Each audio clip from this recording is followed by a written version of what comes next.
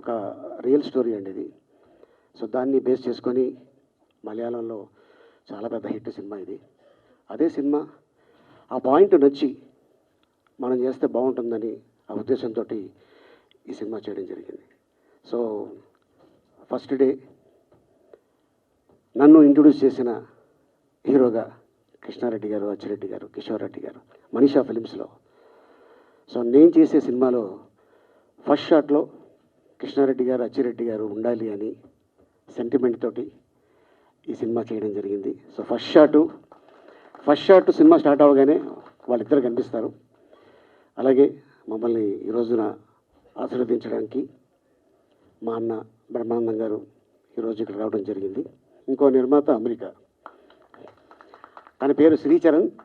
తను రేపు 30 తారీఖున ఇది స్ట్రీమింగ్ అయిన తర్వాత ఆహాలో 28వ తారీఖు తను అమెరికా నుంచి వస్తున్నాడు. సో ఎందుకంటే ఆ అబ్బాయి మా సినిమా ఓపెనింగ్ చూడగానే టీవీలో, అన్న ఇది రీమేక్ ఆ సినిమా అన్నాడు. అవును అన్న, చాలా అద్భుతమైన సినిమా, ఈ సినిమా అంటే నాకు చాలా ఇష్టం, నేను ఏదన్నా కొంచెం ఈ సినిమాలో నేను పార్ట్నర్గా ఉండొచ్చా? అయ్యో తప్పకుండా అని కొనతాల మోహన్, శ్రీచరణ్, బాబా, సో వీళ్ళు ముగ్గురు ఈ సినిమాని ఎంతమంది ఆర్టిస్ట్ని తీసుకొచ్చి చేయడం జరిగింది. సో ఎందరో ఆదరించారు. సో ఈ సినిమా కూడా చూసి ఆదరిస్తారని కోరుకుంటున్నా. ముందుగా మా నిర్మాత మోహను, అలాగే ఈ సినిమాకి డిఓపి మా మోహన్ రెడ్డి. మోహన్ తను నంది అవార్డు గ్రహీత.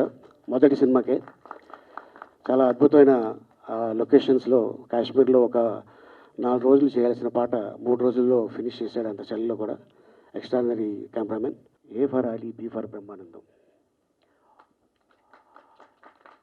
ఒక తల్లి కడుపులో పుట్టకపోయినా తను ఎప్పుడు కూడా ఎరా 2 రోజులకు ఒకసారి ఎక్కడున్నావు, ఎక్కడో కాదు 2 ఇల్లులు దాటితే ఆయన ఇల్లు, అట్నుంచి 2 ఇల్లులు దాటితే నా ఇల్లు, కానీ వారంలో ఒకరోజు కలవటమా, ఫోన్ చేసుకోవటమా ఇంతే తప్ప మా ఇద్దరి మధ్యన ఎప్పుడు కూడా, అంటే నాకు తెలిసి మేమిద్దరం ఒక జపాన్ తప్ప ప్రపంచం మొత్తం తిరిగేసాం.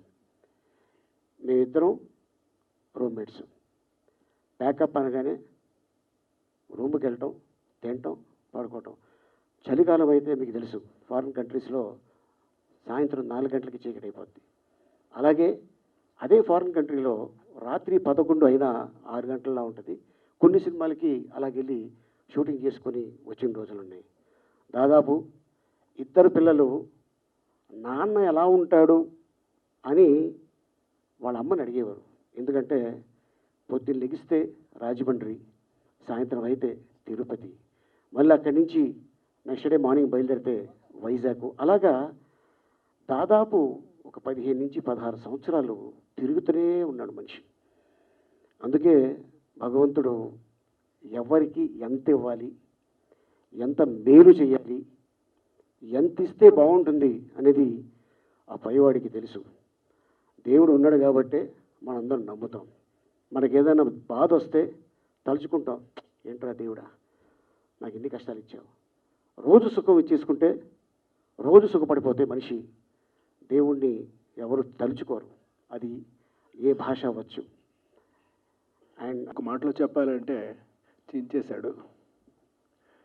అందరూ బాగుండాలి, అందులో నేను ఉండాలి. అరే చూసారా, మనిషి ఎలాంటి వాడో మనసు కూడా అలాంటిదే. కాబట్టే ఆ టైటిల్ పెట్టగలిగే దమ్ము అతనికి ఉంది కాబట్టి పెట్టాడు. అందరూ బాగుండాలి, అందులో నేను ఉండాలి. What a sweet idea. ఎక్కడో చూసినటువంటి ఒక మలయాళం సినిమా, పైగా అది చాలా బాగా నచ్చింది. అలాగని ఆ పాయింట్ నచ్చిందని కొని ఇక్కడికి పట్టుకుని వచ్చి ఇక్కడ డైరెక్టర్ గారిని పెట్టుకుని హాయిగా చక్కగా ఈ సినిమాని చేశారు అని అంటే, ఇక ఆలీ ఎంత కష్టపడ్డాడో, ఆలీ ఎంత ఇష్టపడ్డాడో, ఆలీ ఎంత ఎక్స్పెక్ట్ చేశాడో, ఇవన్నీ చిన్న విషయాలు కాదు, చాలా చాలా పెద్ద విషయాలు. It's a multi-crore affair this is. దీన్ని ఆహా వాళ్ళు మనకి రిలీజ్ చేయడం అనేటటువంటిది మన అదృష్టం. ఎందుకనంటే అన్నిటికన్నా చాలా చక్కటి ప్రైస్లో మనకు అందిస్తున్నటువంటి ఆహాలో మనం మెంబర్ అయిపోతే చాలు, మనం సినిమా ఊరికి చూసేయచ్చు. ఎంత బాగుంది ఆ ఏర్పాటు అంతాను. ఆహా వాళ్ళన్నీ కూడా అంతే చాలా తెలివిగా చేస్తారు ఆయన. దాని వెనకాల అరవింద్ గారు ఉన్నారు కదా, అందుకని అద్భుతం క్రియేట్ చేస్తాడు ఆయన. ఇక ఈ సినిమాకి వచ్చేసరికి ఎందరో ఆర్టిస్టులు, ఒక పక్క నుంచి నరేష్, ఇంకో పక్క నుంచి పవిత్ర లోకేష్ గారు, ఇంకొక పక్క నుంచి ఆలీ, ఒకళ్ళంటి వీళ్ళందరూ కూడా కలిసి మనందరికీ కూడా వినోదం పంచడం కోసం చేసినటువంటి ప్రక్రియ, పని, అది తప్పనిసరిగా ఫలితాన్ని ఇస్తుందని చెప్పి నేను నమ్ముతున్నాను. సో ఇంతమంది కలిసి ఒక కొత్త మ్యూజిక్ డైరెక్టర్, అది కూడా రెహమాన్ దగ్గర పనిచేసినటువంటి ఒక మ్యూజిక్ డైరెక్టర్ని పట్టుకుని, నిజానికి ఈ సినిమాని మేము మొత్తం సినిమా చూడడం జరిగింది ఇదే థియేటర్లో. అలా చూసినప్పుడు ఫస్ట్ అడిగిన ప్రశ్న ఇందాక చెప్పాడు కదా, ఎవరు దీనికి రీ రికార్డింగ్ చేసింది అని అడిగా, ఎవరు మ్యూజిక్ చేసింది అని చెప్పాడు ఆయన. అది ఆ స్పెషాలిటీ ఎప్పుడైతే మనకి కనపడిందో, అందులో ఏదో ఒక మ్యాటర్, ఏదో ఒక కంటెంట్ 100% ఉంటుంది అన్నటువంటి నమ్మకం ఖచ్చితంగా కళ్ళకి కట్టినట్టు కనపడుతూ ఉంటుంది. సో మొత్తం అన్నీ చక్కగా. హాస్య బ్రహ్మానందం చాలా ఇంటర్వ్యూలు చెప్పాం, వేదిక మీద చెప్పడం ఇదే. ఆయన డైమండ్, ఆయన మేమంతా చిలకలపూడి బంగారం. అవి ఎప్పుడు మెరుస్తాయి, ఎప్పుడు పక్కకి వెళ్తాయో తెలియదు. ఏంటంటే ఆ డైమండే పల్లకి మోసే ప్రతి ఓడు బ్రహ్మానందం కాడు. ఇది గుర్తుపెట్టుకోవాలి చాలామంది. ఇక వేదిక మీద ఉన్నటువంటి కృష్ణారెడ్డి గారికి, అలాగే అచ్చిరెడ్డి గారికి, ఇక్కడ ఉన్నటువంటి శివబాలాజీ గారు, అలాగే మా జగన్ అన్న, గాంధీని చూసినట్టు ఉంటుంది ఆయన చూస్తే, ప్రొడ్యూసర్ గారు, సాయి, అలాగే మ్యూజిక్ డైరెక్టర్ గారు. ఈ కిరణ్ వచ్చి మాకు చెప్తున్నా, మాకు రిలేటివ్ అండి ఆయన, మా చుట్టం. బ్రహ్మానందం గారు అంటారు చూసారా, ఏమిట్రా అప్పుడే చుట్టాలు అయిపోయారు ఏమిట్రా. అలాగే మద్రాసు నుంచి బాగా పరిచయం, కానీ కొంచెం మనిషి కొంచెం తగ్గాడు కొంచెం ఇప్పుడు డైరెక్టర్గా. బాగా చాలా మంచి వ్యక్తి. అలాగే ఈ సినిమాలో ఒక యాక్సిడెంటల్ ఇన్సిడెంట్ అన్నమాట. ఒక లాయరు నాకును భద్రంకి మధ్యలో ఉన్న సీన్ అది.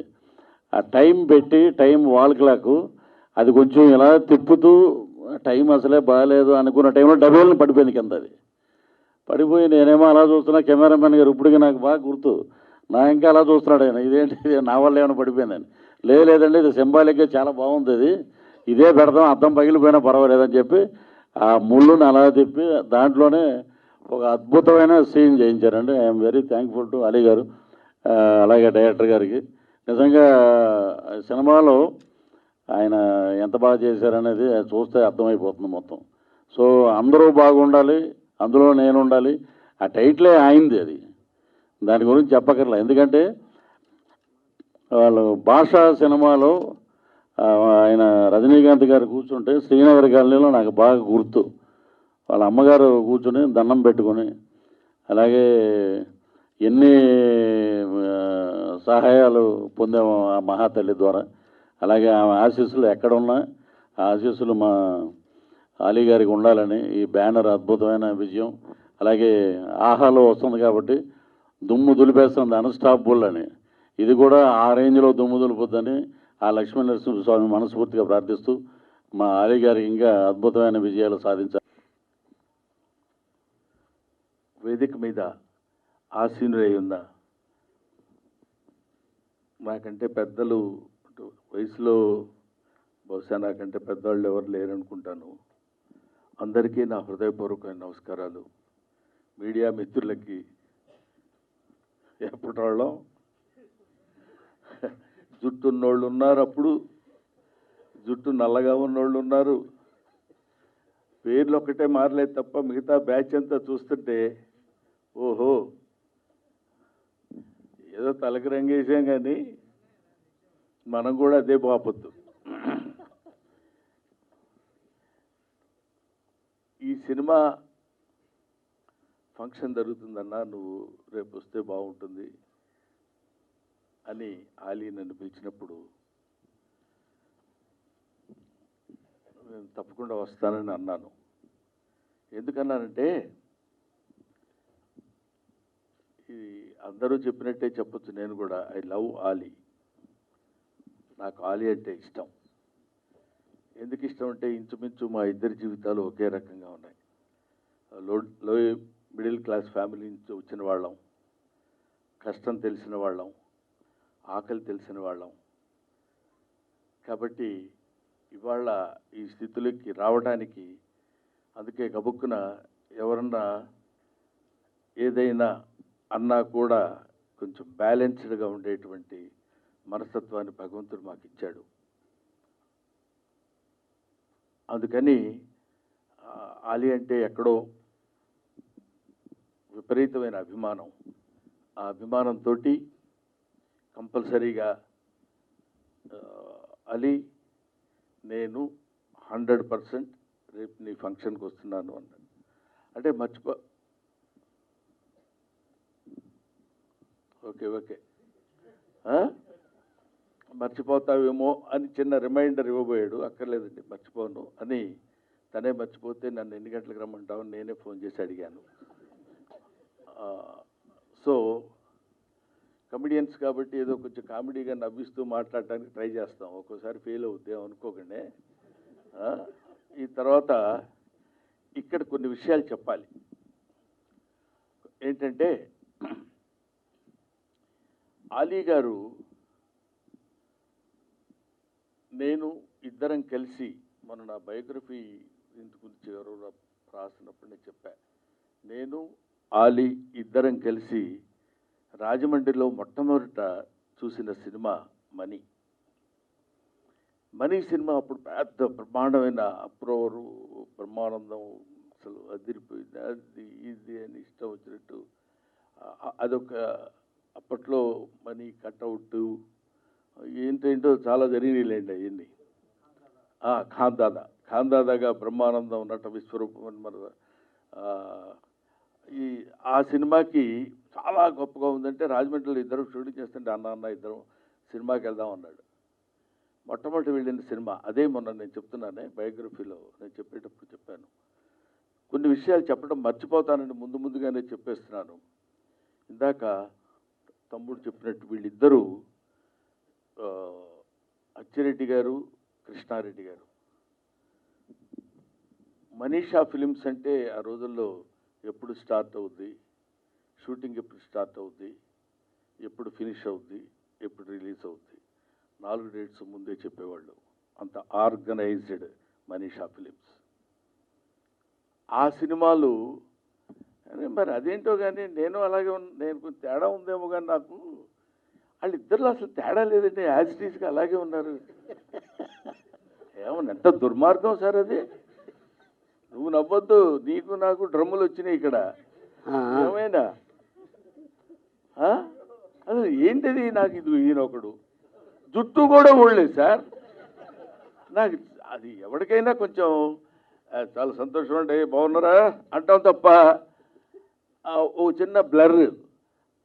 వాళ్ళిద్దరూ ఎంత మంచి మనస్సు ఉన్నవాళ్ళంటే ఇప్పటివరకు మన ఆలీ గురించి, ఆలీ మంచితనం గురించి చెప్పాలంటే అసలు మంచితనం తెలిసి ఉండాలి. ఒక మనిషిలో ఉన్న మంచితనం చెప్పాలంటే వాళ్ళకి మంచితనం తెలిస్తే కదా ఆ మంచితనం ఏంటో చెప్పడానికి. అందువల్ల వాళ్ళు మాయలోడు అనే సినిమాకి అశోక హోటల్ అంటే అశోక హోటల్లో ఆ సినిమా ఆడియో ఫంక్షన్ జరుగుతుంది. అప్పుడు క్యాసెట్ రిలీజ్ ఫంక్షన్ అనేవాళ్ళు. ఆ ఫంక్షన్కి ఆలీ అందులో ఏదో చిన్న డ్యాన్స్ లాగా ఒక పాటకి స్టెప్స్ వేస్తూ డ్యాన్స్ చేశాడు. నేను అప్పుడు మన అచ్చిరెడ్డి గారు, కృష్ణారెడ్డి గారు ఇద్దరు ఉంటే ఏమండి బ్రహ్మాండమైన డ్యాన్సరు, వాడు పెర్ఫార్మరు, వాడు మంచి ఇది టాలెంటెడ్గా అయ్యి వాడు మీరు ఏ క్యారెక్టర్ ఇచ్చినా సరే అవలీలగా చేసి వెళ్ళిపోగలరండి అంటే ఆ నెక్స్ట్ డే ఏం ఆలోచించుకున్నారో ఏంటో తెలియదు కానీ యమలేల్లో హీరో అయి కూర్చున్నాడు ఆలీ. అది వాళ్ళు ఇప్పటికీ మొన్న అదేదో సినిమాలో అదేది గచ్చిబౌలిలో అల్యూమినియం ఫ్యాక్టరీలో షూటింగ్ జరిగేటప్పుడు అనుకుంటాను అచ్చిరెడ్డి గారితో కలిసినప్పుడు అవునండి మనం అప్పుడు అట్లా అనుకున్నాం. అది ఒక పెద్ద అగ్ర హీరోతో చేయాల్సిన సినిమా యమలీల. అది ఇందాక మన కృష్ణారెడ్డి గారు చెప్పినట్టు ఒక land mark of Telugu film industry Yamaleela అప్పట్లో. దానిలో నటించిన నటీనటులు అందరికీ అద్భుతమైన పేరు వచ్చింది.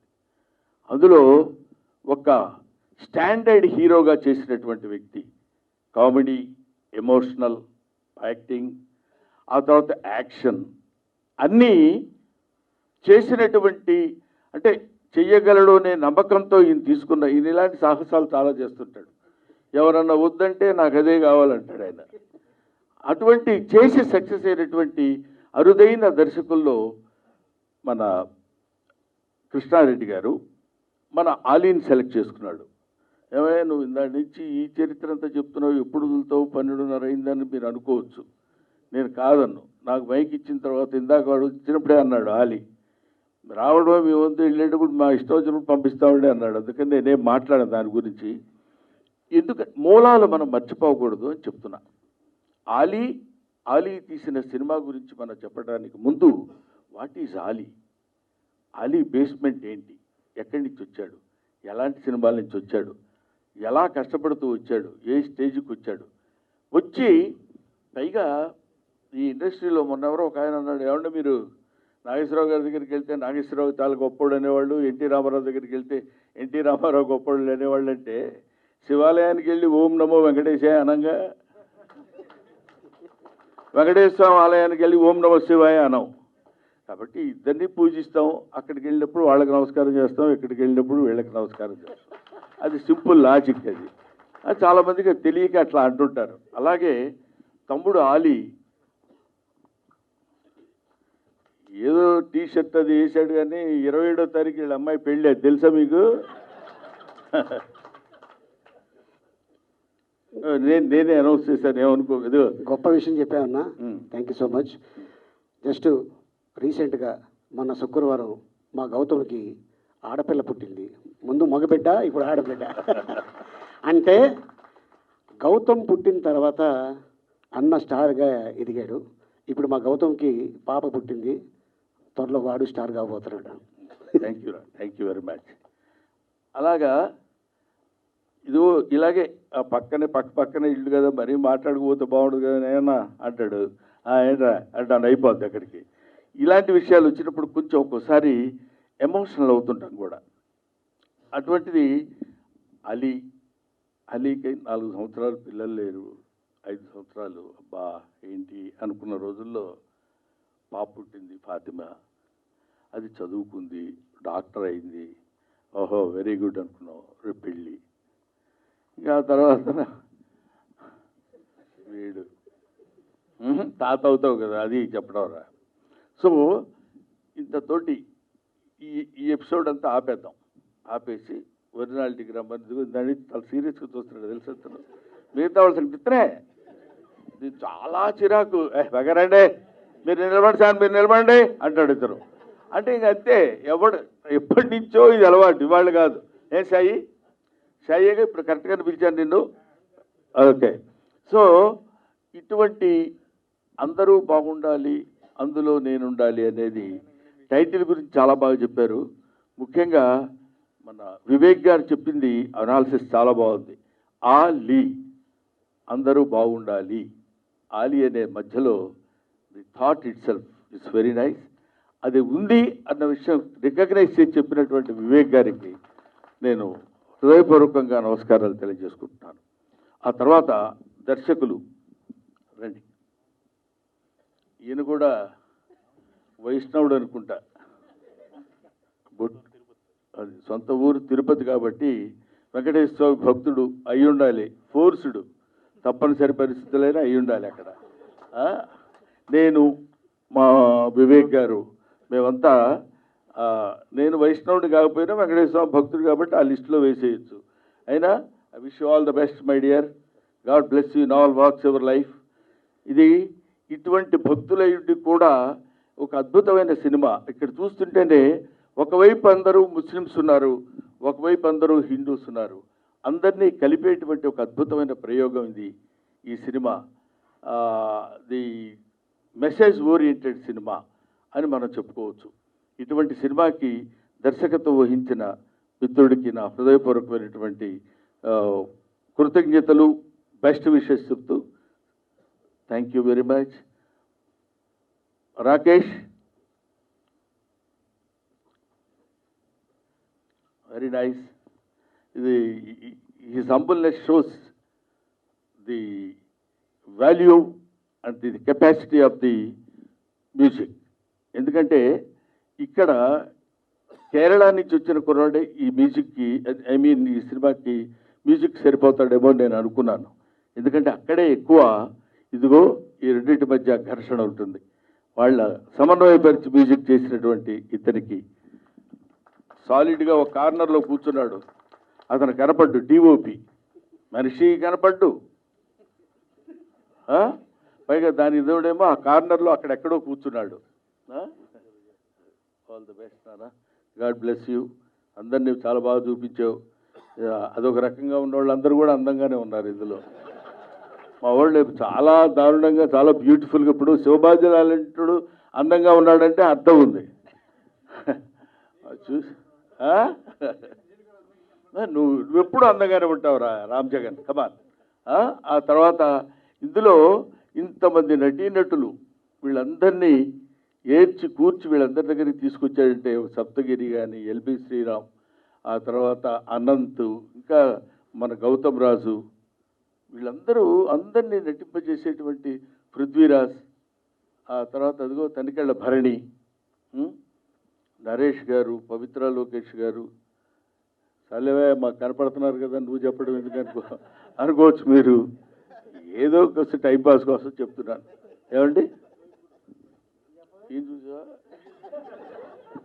అటువైపు కూడా ఇప్పటికే వాళ్ళ పరిస్థితి అదో టైపులో ఉంటే మళ్ళీ ఈ లైన్ అంతా పెట్టి వాడు అక్కడికి వాడు ఇమ్మీడియట్గా మార్క్ లైన్ చేసుకున్నాడు జగన్. మళ్ళీ ఇటువైపు వెళ్తాడు వెళ్ళడం అని. మరి మా సంగతి ఏంటండి? మంజు భార్గవ్ గారిని సెలెక్ట్ చేసుకోవడం బాగుందండి. దట్ షోస్ ది ప్రిగ్నానిమస్ ఆఫ్ అది.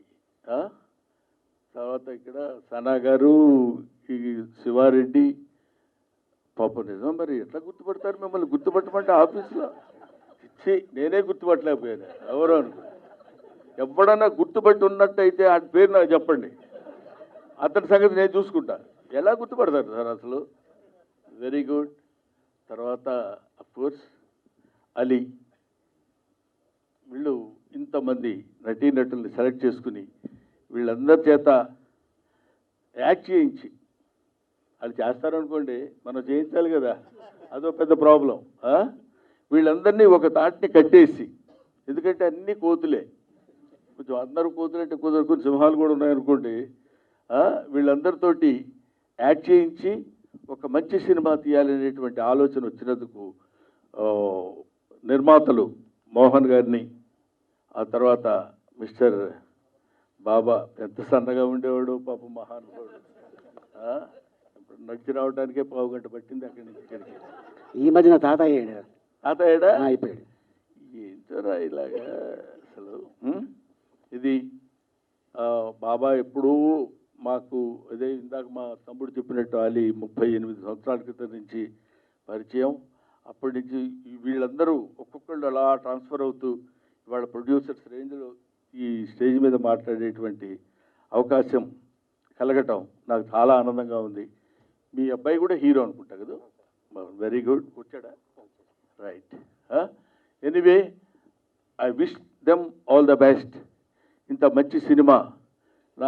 నన్ను డాక్టర్నైనా నన్ను మర్చిపోయాడు ఏంటి అనుకోవచ్చు.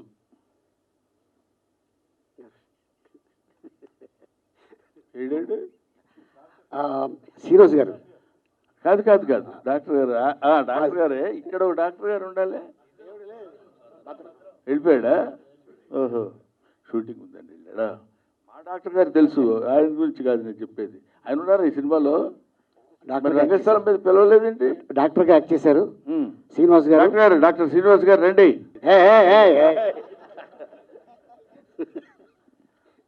Anyway, all the best and thank you very much. మాలాంటి వాళ్ళు, ఎందుకంటే ప్రభువెక్కిన పల్లకి కాదు అది మోసిన బోయిలు ఎవరని శ్రీశ్రీ అన్నట్టు పెద్ద పెద్దవాళ్ళు చాలామంది ఉండొచ్చు, మాలాంటి చిన్నవాళ్ళని కూడా అభినందించి ఆశీర్వదించవలసిందిగా కోరుతున్నాం.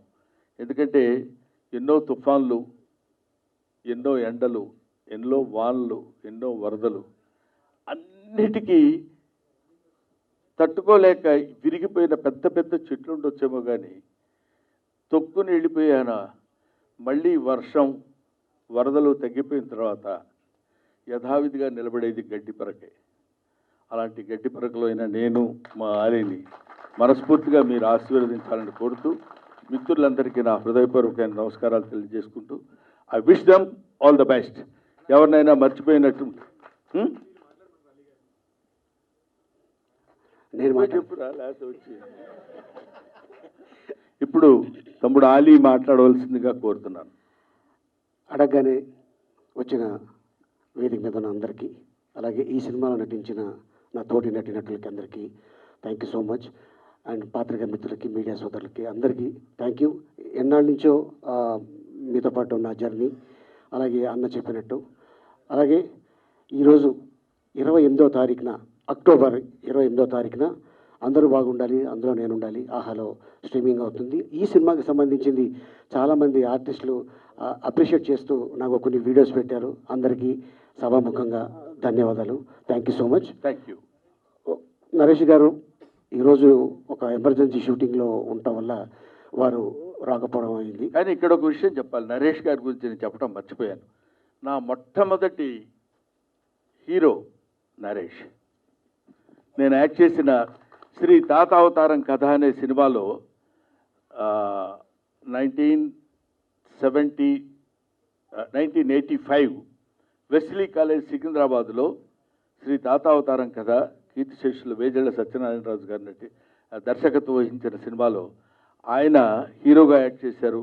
అందులో ఆయన పక్కనున్న కమెడియన్ స్నేహితుల్లో నేను ఒక కమెడియన్ని. ఆయన ఈ సినిమాలో యాక్ట్ చేయడం, ఈ సినిమాలో ఆయన యాక్ట్ చేసినటువంటి ఈ సినిమాలో నేను కూడా యాక్ట్ చేయడం అని అందామంటే అటువంటి మిత్రులందరూ ఉన్నటువంటి ఈ సినిమా పెద్ద హిట్ అవ్వాలని అంటే దీన్ని ఏమంటారు, ఇందాక చెప్పినట్టు ఏదో సోషల్ మీడియా గురించి దాని గురించి ఏదో చెప్పారు. ఏమైనా this is message oriented film. అందరూ హ్యాపీగా ఆనందంగా చూసి ఆశీర్వదించాలని మరొకసారి కోరుకుంటున్నాను. Thank you very much.